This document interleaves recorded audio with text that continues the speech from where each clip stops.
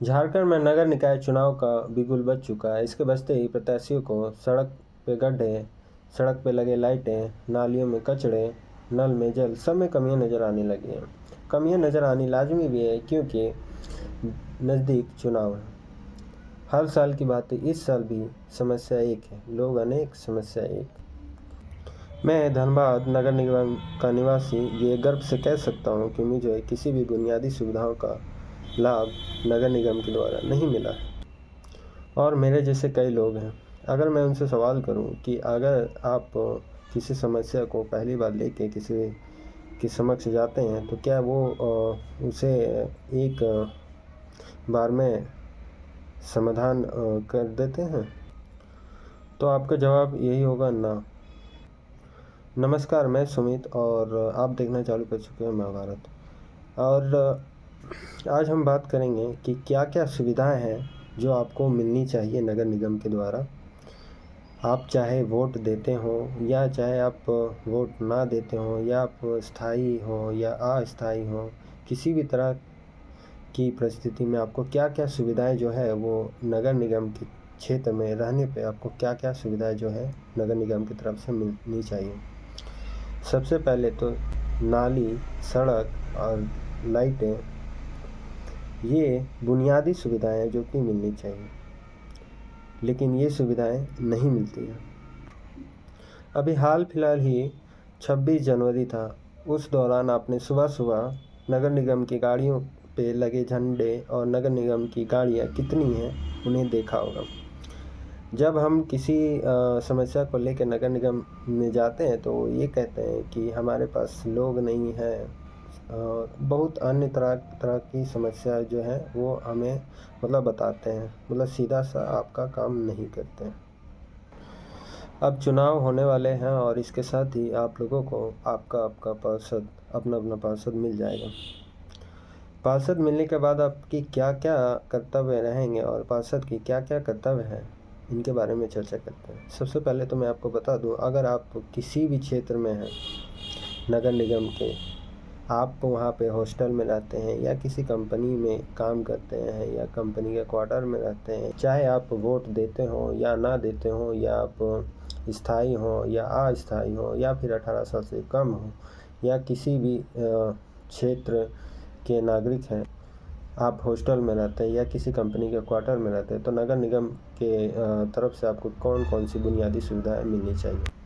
4 बुनियादी सुविधाएं ये हर किसी के लिए है, चाहे आप वोट देते हो या ना देते हो, या आप छोटे हो या बड़े हो, ये हर किसी के लिए। सड़क, नाली, साफ सफाई और रोड पे लगे लाइटें। अब बात करते हैं जो निवासी हैं, ठीक है, जो नगर निगम के अंतर्गत आते हैं, जो वोट देते हैं, जो उनको मिलना चाहिए, वो क्या क्या अधिकार हैं जो वो उनको मिलते हैं। तो सबसे पहले आपको नाली, जो 4 बुनियादी सुविधाएं वो मिलते ही हैं, साथ साथ आपको स्वास्थ्य सेवाओं और सरकारी योजनाओं का लाभ और नल जल योजना। हाँ, अब कुछ ऐसे भी लोग हैं जो नल का किराया नहीं दे पाते हैं, जो टैक्स होता वो नहीं भर पाते हैं, तो ऐसे लोग अपने मोहल्ले में एक सरकारी कल लगवा सकते हैं। ये बिल्कुल मुफ्त होता है, आप अपने पार्षद से इसके लिए बात कर सकते हो। इसके लिए आपको 1 रुपये भी देने की कोई आवश्यकता नहीं है अगर आप नगर निगम के क्षेत्र के अंतर्गत आते हो और आपने मोहल्ले में एक सरकारी कल के लिए आवेदन किया है तो। और मैं अनुरोध करना चाहूँगा कि भले पार्क आप दो या ना दो, साफ़ सफाई दो या ना दो, रोड दो या ना दो, लेकिन नाली और पानी जो है ये 2 सुविधाएं अवश्य दें अपने क्षेत्र में। साथ ही साथ अगर कोई नया बच्चा जन्म लेता है तो 21 दिन के भीतर अगर आप उसका जन्म प्रमाण पत्र बनाते हैं तो ये भी बिल्कुल मुफ्त बनता है। मैं आपको एक बार फिर से बता दूं, अगर आप स्थायी निवासी नहीं हैं, आप 18 साल से कम हो, आप वोट नहीं देते या किसी हॉस्टल में रहते हैं या फिर आप किसी कंपनी का क्वार्टर में रहते हैं, तो आपको ये 4 बुनियादी सुविधाएं आपको मिलती है। साफ़ सफाई, रोड, नाली और रोड की लाइटें। तो ये 4 सुविधाएं आप सब किन्हीं को प्रदान है। अब बात करते हैं जो स्थायी हैं, जो वोट देते हैं, उनको क्या क्या सुविधाएं मिलती हैं। सरकारी योजनाओं का लाभ, खेल का मैदान, पार्क, स्वास्थ्य सुविधाएं और ये 4 बुनियादी सुविधाएं। अब बात करते हैं कि आप अपने पार्षद की शिकायत कहाँ कर सकते हो। तो सबसे पहले आप अपने पार्षद की शिकायत नगर निगम या नगर पालिका में कर सकते हो। इसके बाद आप महापौर के पास भी कर सकते हो। इसके बाद आप राज्य के अधिकारी का वेबसाइट पे भी जाके कर सकते हो इसके लिए। अब बात करते हैं आरक्षण के बारे में। तो इस बार नगर निकाय चुनाव में आरक्षण को देखा जा सकता है, क्योंकि रांची और हजारीबाग, गिरिडीह और कई ऐसे महापौर पद है जिन्हें आरक्षित कर दिया गया है।